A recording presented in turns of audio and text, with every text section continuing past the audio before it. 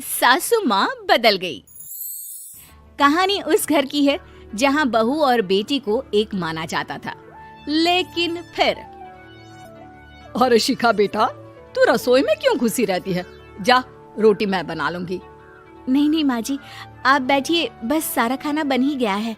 श्वेता को बोल देती हूँ, वो खाना लगा देगी सबका। सॉरी भाभी, मेरे पास वक्त नहीं है। माँ, मुझे पैसे देना, पार्लर जाना है। हाँ हाँ चली जाना, भाभी को भी ले जाना। वो भी जाने को बोल रही थी पार्लर, पर पहले ना मदद कर दे उसके खाना लगाने में। देख माँ, वो बहू है, उसे बहू रहने देना, इतना सर पर मत चढ़ा भाभी को। श्वेता, ज्यादा मत बोला कर।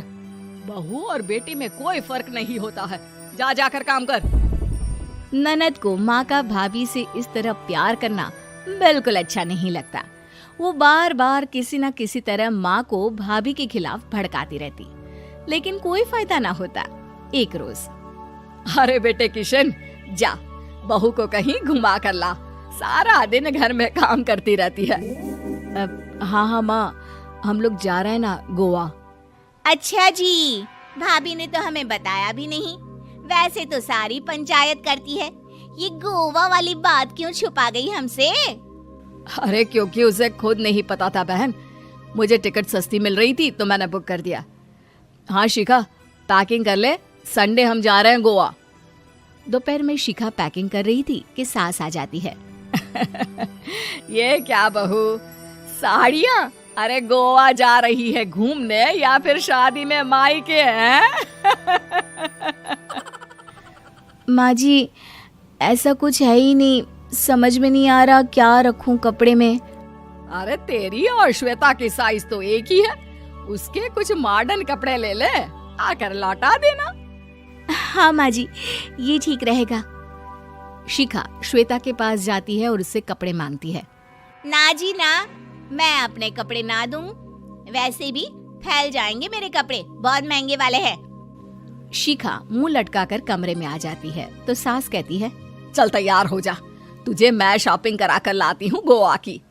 बस फिर क्या था, सास बहू निकल जाते हैं मार्केट और एक से बढ़कर एक ड्रेस खरीद कर घर आते हैं। पहले बता देती कि नए कपड़े दिलाने वाली है भाभी को, तो मैं अपने ही दे देती ना भाभी को, मुझे दिला देती नए कपड़े। देख श्वेता, परिवार का मतलब सबके साथ रहना होता है, ना कि सिर्फ अपना सोचना। वैसे भी तुझे अच्छे संस्कार सीखने चाहिए। और रही बात कपड़ों की, तो शिखा, आज से घर पर भी तू मॉडर्न कपड़े ही पहनेगी। कोई जरूरत नहीं है ये साड़ी वाड़ी लपेटने की। अब क्या था, घर पर श्वेता और शिखा एक जैसे रहते। एक बार पड़ोसन आती है। अरे बेटा, अपनी माँ को तो बुलाना, जरा बात करनी है। शिखा सास को बताती है और रसोई में चली जाती है। ये आपकी बेटी बहुत बड़ी हो गई है, इसके लिए एक रिश्ता है, कहो तो बता दूं। ये बेटी नहीं बहू है, घर में सब एक जैसा ही रहता है। वैसे मेरी बेटी भी बड़ी हो गई है, कोई रिश्ता हो तो जरूर बताना। पड़ोसन रिश्ता लेकर उन लोगों के घर आती है। तब श्वेता की होने वाली सास कहती है, तो ये घर है, कितने मंजिल का है? और ये बहू ने आपकी क्या पहन रखा है, जीन्स टॉप? अरे भाई, साड़ी वाड़ी नहीं है क्या इसके पास? देखिए, सर्दी है तो साड़ी में बहू कैसे मैनेज करती, वैसे पहनती है साड़ी भी।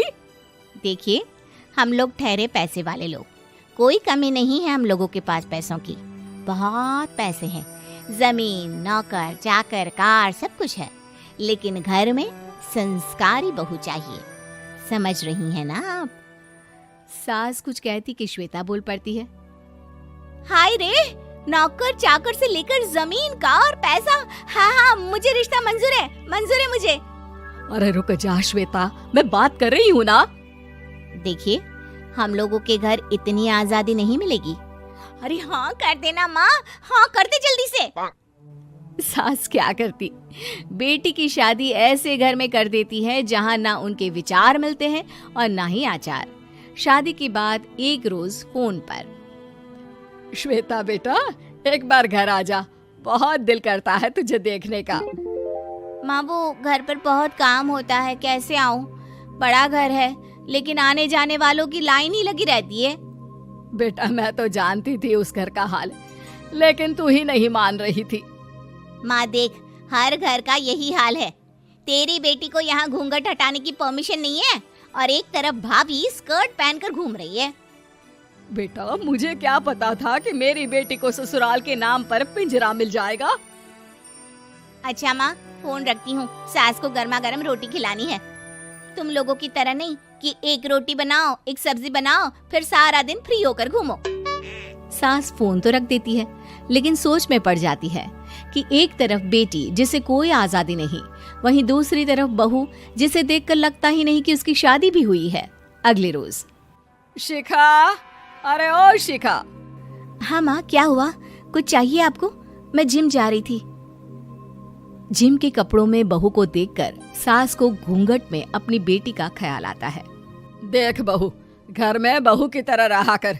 इतने टाइट कपड़े पहनकर जिम जाना पसंद नहीं मुझे। जा जाकर रोटी बना। रोटी? माँ अभी तो शाम की 6 बजे हैं, इस वक्त रोटी? अब क्या मेरे खाने पीने पर भी पहरा है? अरे जब मर्जी तब मैं अपने घर में खा भी नहीं सकती क्या? बहू को अजीब लगता है। वो समझ नहीं पाती कि जो सास कल तक इतनी सपोर्टिव थी, उन्हें अचानक से क्या हो गया। वो किचन में जाती है, गरम रोटी के साथ 2 तरह की सब्जी, रायता, सलाद सब लेकर सास के पास आती है। माँ जी, खाना। इतना सारा खाना? राक्षस समझा है क्या मुझे? रोटी मांगी थी मैंने गर्मा गर्म बस। पर माँ जी, रोटी खाती किससे आप? सब्जी तो बनानी थी ना। अरे भूख मर गई मेरी तेरी बहस से। जा जाकर काम कर, अंदर पूरी रसोई साफ कर। बहू अंदर चली जाती है। थोड़ी देर में श्वेता घर आती है। अरे शिखा, जल्दी से चाय ला, पकवान बना, मेरी बेटी आई है। अरे नहीं नहीं माँ, ड्राइवर बाहर खड़ा है। मैं तो घर का कोई सामान खरीदने के बहाने यहाँ आ गई हूँ, मुझे जाना होगा।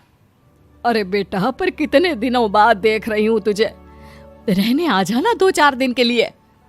आ जाऊंगी माँ, जब मेरी सास मरेगी तब। मैं तो रोज मन्नत मानती हूँ कि मेरी सास मर जाए तो अच्छा है। अच्छा चल, जा रही हूँ माँ। हे भगवान, कैसे कैसे दिन देखने पड़ रहे हैं मेरी बेटी को। सास अंदर जाती है, जहाँ श्वेता की जिम वाली सहेली का फोन आया होता है। क्या बात है, आज जिम नहीं आई? अरे पता नहीं यार, आज माँ को क्या हो गया अचानक। पर खैर कोई नहीं, लगता नहीं कि मैं अब जिम आ पाऊंगी। शिखा स्पीकर पर बात कर रही थी, जिसे सास सुन रही थी। यार ये सास ना होती ही ऐसी है। मैं तो कहती हूँ बुढ़िया जल्दी मरे और तू आराम से जिए। शिखा को सहेली की बात पर गुस्सा आ जाता है। माँ के मरने की कौन सा बच्चा दुआ मांगता है मोहिनी? आगे से ऐसी बात मेरे सामने मत करना। हमारे घर की शोभा ही माँ है। क्या हुआ जो थोड़ी सख्ती दिखा रही है? उसमें भी कोई ना कोई उनकी भलाई ही होगी। मैं तो कहती हूँ भगवान मेरे जैसी सास सबको दे, जो सिर्फ माँ की तरह है। सास वाली तो कोई बात ही नहीं है उनमें। सास ये बात सुन रही थी। उनकी आंख में आंसू आ जाते हैं कि क्यों वो बेटी की किस्मत में बहू को भी भागीदार बना रही थी। शिखा, अरे ओ शिखा, क्या हो गया? जिम नहीं जाना क्या?